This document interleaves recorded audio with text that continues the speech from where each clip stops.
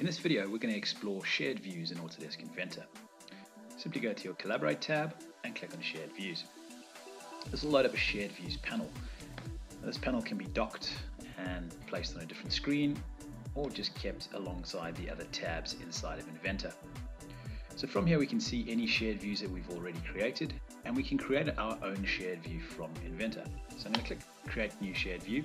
You can give it a name that's different to the current assembly or part name, and you have options to hide component names or part properties. So while this is processed, I'm going to explain a little bit more about these shared views. A shared view is a lightweight CAD viewable that you can view online. It's protecting your intellectual property, so you're not actually giving out any manufacturing information. Once our model is uploaded, we can choose to copy the link, which we could put into an email to send to someone for approval, or we can view this in the browser, on a tablet, or on a phone. And obviously, in all of these areas, we get the same functionality that we get inside of the web browser. We can also share drawings.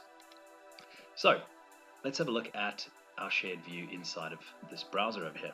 We're also able to do things like measurements, so we can measure between parts of our model to understand the size of things.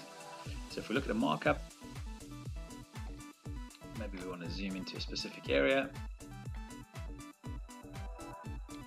I can create a markup, and what that does is it takes a screenshot of the current area, and I can go to a specific piece of the model, and I can then add in a comment. Once I'm happy with that comment, I can save it. And that comment is now uploaded to the shared view. So if I go back into Inventor, and I was the design engineer here, we refreshed up, we would see that there's a comment.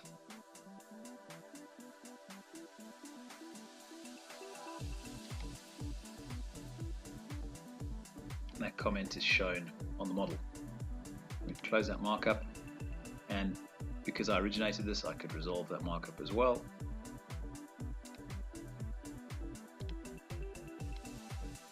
You'll see that that is now resolved.